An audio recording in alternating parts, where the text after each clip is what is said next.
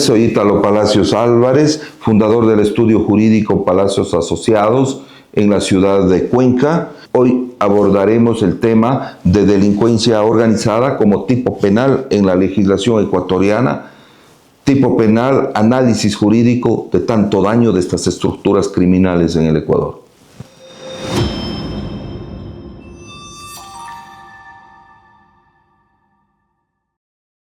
Queridas y queridos colegas, bienvenidos a TIP Jurídico Podcast, amantes de la adrenalina, el litigio y la estrategia. Estoy muy bien acompañado con el doctor Ítalo Palacio Álvarez. Vamos a abordar una problemática, un delito que está tipificado en el Código Orgánico Integral Penal. Bienvenido, doctor. Muchísimas gracias. Bienvenidos ustedes a la audiencia por escucharnos. Hoy trataremos un tema delicado dentro de la legislación ecuatoriana, que es delincuencia organizada. En definitiva, estructuras criminales que tanto daño hacen en el territorio nacional. Con más de 32 años de experiencia, el doctor Ítalo Palacios ha trabajado en diferentes casos a nivel local y a nivel nacional. Acompáñennos a escuchar desde su experiencia y desde su ejercicio diario. Vamos.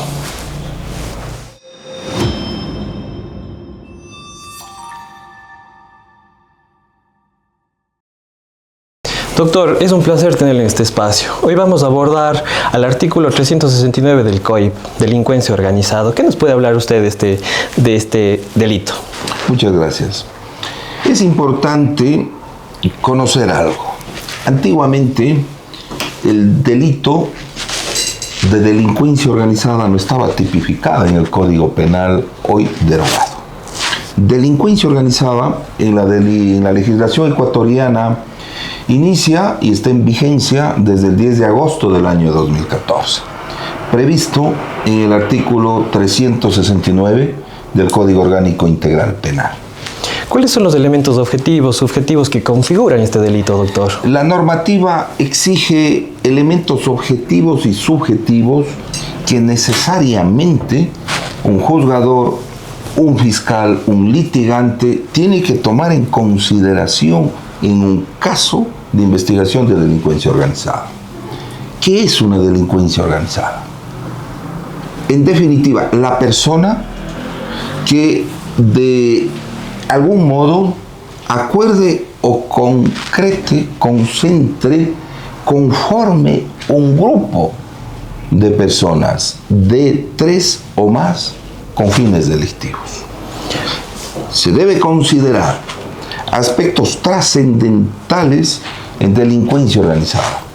Este grupo estructurado que financie reuniones permanentes donde hayan líderes, donde hayan cooperadores o colaboradores y que tenga un fin.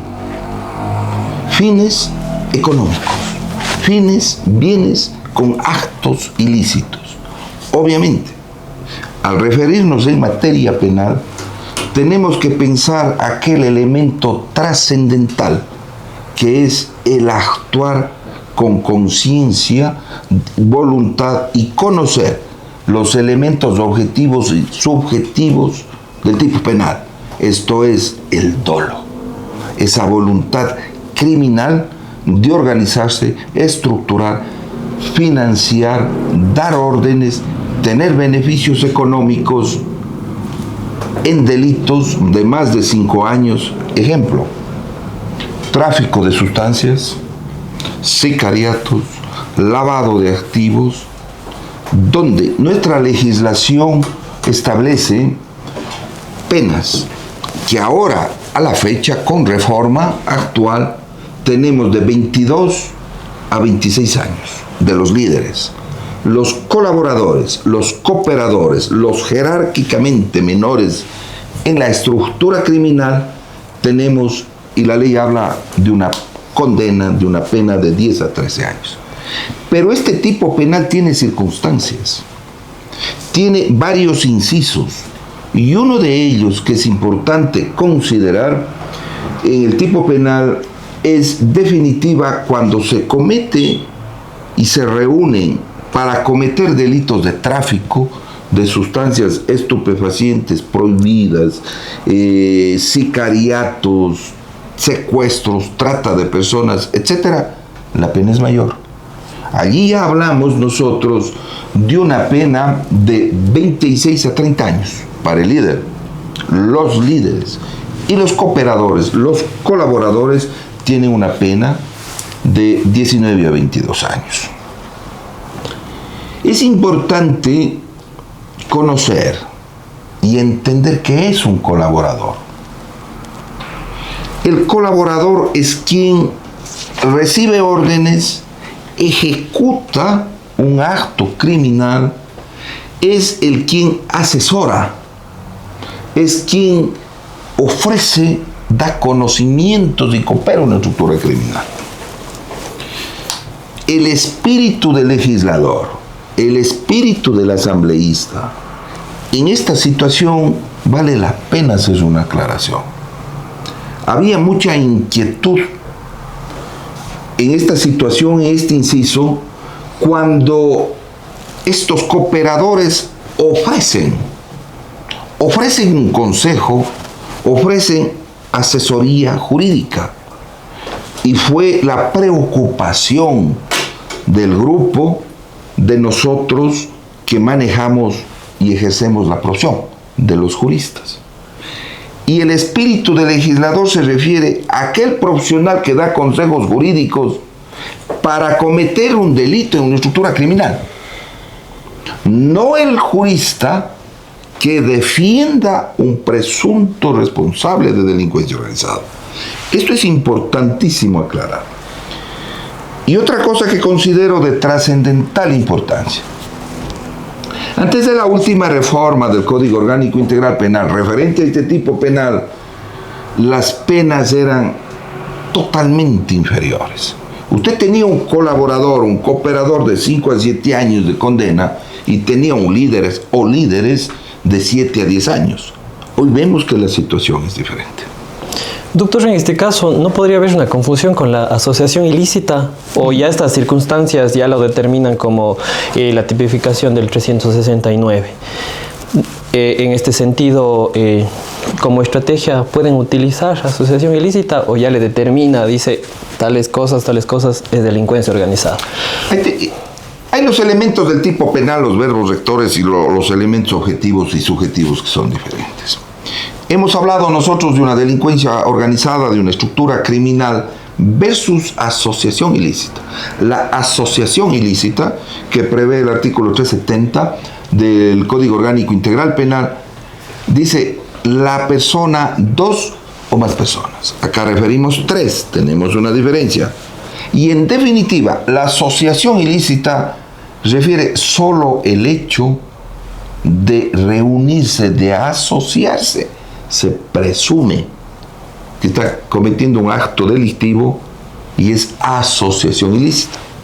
Acá tenemos permanencia, estructura, tenemos jerarquía, división de roles en delincuencia organizada. Lo otro no, solo el hecho de reunirse, solo el hecho es una asociación, obviamente para delinquir, ¿no? Doctor, usted hacía referencia a los juristas. ¿Cree que pueda de parte del legislador como haber una especie de persecución, quizás hasta cierto punto?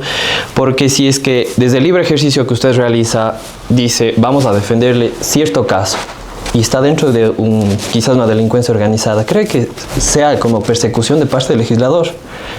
No, porque hay que entender algo.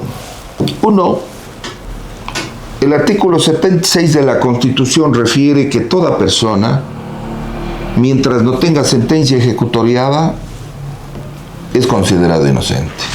Luego, por norma constitucional, todo presunto responsable de un acto delictivo tiene derecho a una defensa técnica particular. Si no la tiene, el Estado le proporciona un profesional, lo que conocemos a los defensores públicos. Partiendo de aquello, cualquier jurista que ejerce una defensa, para ello se formó, no para ser esquematizado por nadie. Bueno, en este caso, doctor, vamos a la parte de fiscalía.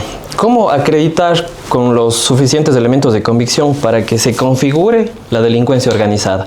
Y en la misma pregunta, desde la defensa técnica, ¿cómo puedo desacreditar lo que obviamente Fiscalía está acusando? Una excelente pregunta que me lo hace a mí en mi calidad de 32 años de litigante. No soy fiscal ni juez, pero lo debo decir con total y absoluta verdad y conforme la ley lo provee. A ver, ¿qué debería demostrar un fiscal? Un titular de la acción pública en un delito de delincuencia organizada. Primerito, materialidad de infracción penal. ¿Cómo hacerlo? Con investigación profunda, con expertos en delincuencia organizada, seguimiento de llamadas telefónicas, vigilancias permanentes a los presuntos delincuentes, tener una tecnología de punta para descubrir, y ya vamos a hablar temas internacionales también, aquí en el Ecuador, descubrir verdaderas estructuras criminales, cuentas bancarias, automotores, en que se desplazan, temas de chats, WhatsApp, redes sociales, pero hay que hacerlo de una manera científica, profunda, veraz, con conocimiento criminalístico. Para esa evidencia, ponerlo en el tapete en un debate jurídico y decirle, ve juez, aquí está la materialidad, y luego responsabilidad. Son dos cosas muy diferentes. Y estos son los dos pilares trascendentales en materia penal que exige el artículo 453 del Código Orgánico Integral Penal. Señor, materialidad, presunta responsabilidad y participación. En una estructura criminal, ¿cómo demuestro participación o hecho? Usted lo puede demostrar, y un titular de la acción pública lo puede demostrar de manera clarísima, sencilla para mi criterio, pero tajante y técnica, con testimonio de los agentes que investigan, con las conversaciones en chats con los miembros de la estructura criminal, telefonía, análisis telefónico, enlaces con quiénes, si tengo viajes en otros países, transferencias de otros países, transferencias económicas. No es difícil, es cuestión de decisión y es cuestión de valentía desarticular una estructura criminal nacional e internacional. Si usted me pregunta como litigante qué se debe hacer y qué es lo que hago en los escenarios jurídicos, en los tribunales donde paso siempre, obviamente contrarrestar aquella evidencia. ¿Cómo? Con criterio criminalístico. Conociendo la ciencia penal y la ciencia criminalística, usted contrarresta, ejemplo, interceptación de llamadas. ¿Serán lícitas? ¿Será correcta? Pericias de videos, ¿se cumple con la norma procesal? Porque en un debate, usted le tiene al perito a su frente y usted contradice. Esa es la técnica de una defensa. Si usted tiene, ejemplo, en una estructura criminal, viene un uniformado, un especialista, un investigador y hace seguimientos. ¿A quién sigue? Al presunto delincuente. Defensa técnica le pregunta y le dice, a ver, señor, ¿qué evidencia científica tiene usted que NN es tal persona? Científicamente, ¿qué ha hecho usted para determinar que mi defendido es el que usted persigue? O sea, ya es cuestión de técnica jurídica. Doc, justamente hablábamos a nivel internacional, ¿qué es lo que ha llevado a que este delito sea transnacional? O sea, ¿son falencias del Estado, falencias del sistema penal? ¿Qué es lo que está sucediendo? Sucede algo sencillo, para mi criterio.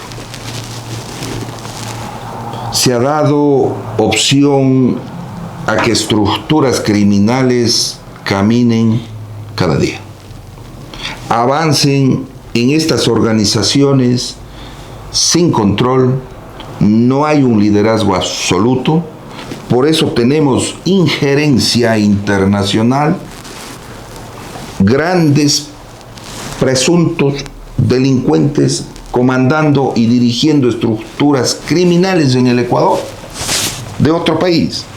Aquí hay que preguntarse qué se ha hecho, cómo se ha controlado aquello, qué ha hecho el Estado. Está avanzando pretendiendo controlar. ¿Qué es lo que hay que hacer? Lo vamos a analizar al final. Las estructuras criminales, la historia nos enseña que siempre han existido. El tema actual es que ahora son mucho más evidentes la actuación criminal en el territorio ecuatoriano y obviamente en centros penitenciarios del Ecuador. Estas políticas de Estado que el gobierno de una u otra manera ha colocado para afrontar la criminalidad, ¿cree que usted están bien enfocadas o se puede mejorar desde alguna forma? Usted hablaba de hay la necesidad de especialistas. ¿Qué es lo que falta en el Ecuador? Mucho. Considero que Ecuador debe tener un blindaje de equipos de tecnología de punta para controlar tema financiero, controlar temas de lavado, controlar temas de fronteras de manera global, a manera interna. Usted tiene que tener equipos de tecnología de punta y personal de mando especializado en el Ecuador para controlar la delincuencia organizada. Muy respetable la labor de los uniformados, de la policía, de los militares que están llamados por norma constitucional a controlar el orden. Me pregunto, ¿qué pueden hacer ellos más allá de lo que tienen en los equipos de dotación que son obsoletos en el Ecuador, frente a los equipos y al armamento que tienen estas estructuras criminales? Es de 10 a 1. Una estructura criminal tiene un fusil de punta, un uniformado tiene una pistola. Esas son las grandes diferencias en el Ecuador. Luego, hablaba yo, se debe tener por parte de las autoridades un liderazgo absoluto. ¿En qué sentido? No es cuestión de crear leyes, no es cuestión de hacer un análisis político, no es cuestión del todo de reformar una norma jurídica, es cuestión sencillita de dejar de trabajar en el escritorio y trabajar en el territorio para controlar. ¿Por qué me refiero a estos términos?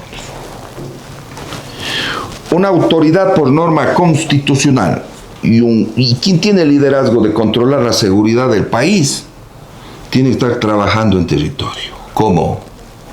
Estructurando legalmente comunidades con líderes con uniformados al lado.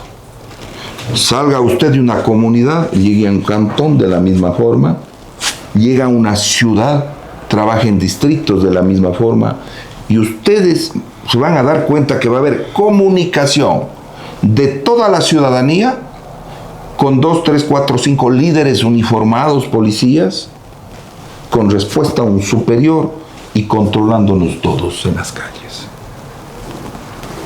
Luego, ¿qué hay que hacer? Hay un reglamento, hay una normativa que tanto se habla en el Ecuador y tanto se debate en la Asamblea, pero en el fondo no resuelven nada.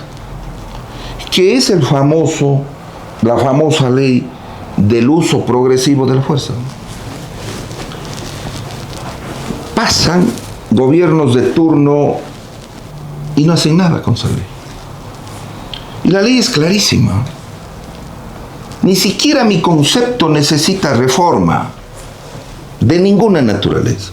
Lo que se necesita es tener valentía para actuar y valentía de la autoridad para proteger a los uniformados cuando actúan en estricto derecho de defender a cualquier ciudadano frente a un acto criminal. ¿Por qué lo digo esto?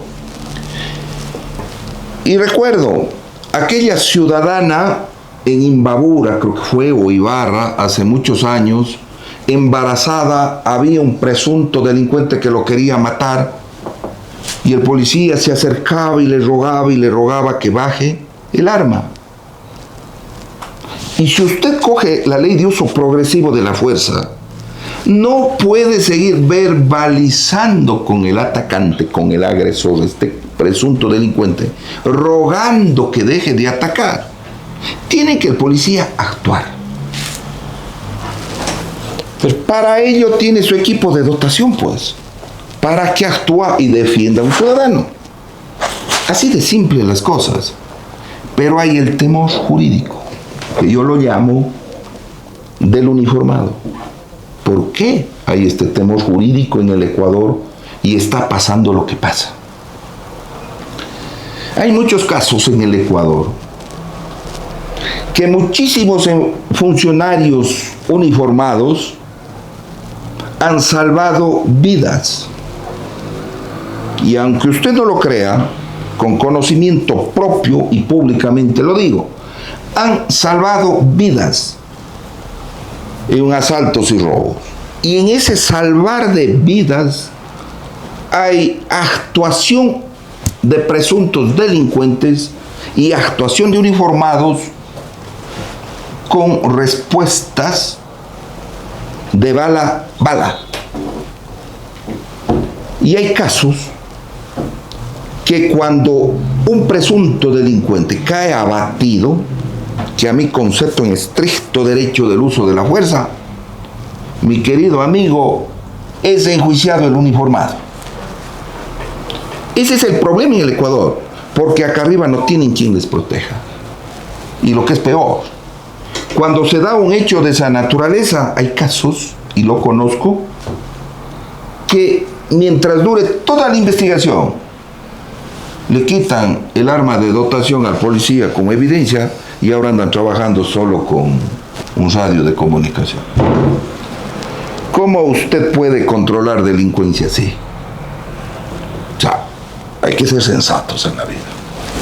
Sí, en realidad se necesita de valentía y sobre todo de propuestas que lleguen a la realidad. Doctor, estamos llegando a la parte final de nuestro espacio. A continuación vamos a proponerle que nos dé unos tips, qué hacer con la ciudadanía, tips para el Estado, para el SENAI, qué es lo que puede hacer ante esta delincuencia organizada, todo lo que conlleva al crimen en sí. Acompáñenos, doctor. Por supuesto. ¿Qué se puede hacer? Eso es lo importante, no solo hablar. En el Ecuador tenemos que diferenciar dos cosas. Estas estructuras criminales en la vía pública y las estructuras criminales con los mandos de poder en las cárceles del Ecuador. Me referí hace unos minutos cómo controlar esta delincuencia, no en un escritorio, sino in situ, en el sitio, luchando afuera. Los grandes líderes, las autoridades afuera, señor, comandando el control y la seguridad del país. Eso tiene que hacer cualquier ministro que controle la seguridad del país. Luego, si nos referimos nosotros al sistema penitenciario en el Ecuador, ¿qué se debe hacer? A mi criterio, tener cárceles especializadas para los presos, para los privados de libertad de alto riesgo. Primerito aquello.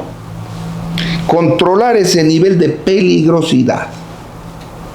Cuando se tengan cárceles de estos grandes peligrosos de estructuras criminales, no es suficiente tenerle una celda de alta peligrosidad solo y que vea la luz 1 hora o 2 horas al día. No. Eso es darle un premio. Hay que ponerles a todos en un solo patio. De cualquier grupo que se presuma delictivo que pertenece. Y ahí vamos a tener una respuesta sencilla. Veamos entre ellos qué se hacen. Luego, yo creería que debe haber una formación académica profunda, definitivamente, del personal de los agentes de seguridad penitenciaria. Y debe haber grupos especializados en control delincuencial en las cárceles para evitar ingresos de objetos prohibidos, celulares, armas, droga en las cárceles. Seguir un régimen penitenciario de máxima seguridad especializada en el Ecuador, que no lo tenemos. No existe en el Ecuador rehabilitación del delincuente, porque hay que decirlo así, cuando alguien está condenado con sentencia ejecutoriada, es un delincuente. Se le debe rehabilitar, no darle las facilidades que estén allí en las celdas pensando, estructurando en su mente, avanzando cómo cometer peores delitos. Porque generalmente un privado de la libertad que no hace nada en una cárcel, ¿qué es lo que piensa? Se pule mentalmente cómo cometer crímenes. Y es un potencial en el Ecuador, estas estructuras criminales que con esa formación adentro, con ese pensamiento, y que el Estado no ha tomado los correctivos profundos aún, pese a buenos pasos que ahora se está dando en controlar en cárceles, debe ser esto profundo para poder neutralizar estos mandos y que funcionen en la vía pública. Eso hay que hacerlo. Pero hay que tener un liderazgo absoluto, mi querido amigo. Sí, en realidad es importante generar un liderazgo y como usted dice, nos quedamos con la frase, hay que estar en el sitio, trabajar desde el territorio. Doctor, hemos llegado a la parte final de TIF Jurídico Podcast. Nada más que agradecerle a todo su equipo de trabajo por la oportunidad que hemos tenido de poder conversar desde su experiencia, desde el ejercicio. Nada más pedirle un consejo para los que ejercen y litigan en derecho penal. Muchas gracias a ustedes por la opción y a la audiencia por escucharme, siempre a las órdenes, con total y absoluta libertad. Me encuentran acá para dialogar. ¿Qué le puedo decir a mis colegas abogados y a los futuros colegas, a juventud que se forma, que se está formando para luchar en busca de justicia? Uno, y muy sencillo, y usted crece profesionalmente, no hay que ser corruptos, hay que ser éticos consigo mismo y con los usuarios. Ejercer la profesión es adrenalina pura, pero hay que hacerlo bien. Hay que hacerlo bien. Mientras lo hagamos con honestidad, usted triunfa. Esa enseñanza, ese mensaje, esa pequeña idea los puedo dar en 32 años que he luchado en el ejercicio profesional a nivel nacional. Un abrazo fraterno siempre a todos aquellos amigos y amigas. Muchísimas gracias, doctor. Queridas y queridos colegas, estuvimos con el doctor Ítalo Palacios, hemos conversado y abordamos la delincuencia organizada. Le esperamos en nuestro siguiente episodio con otro invitado. Nos vemos pronto.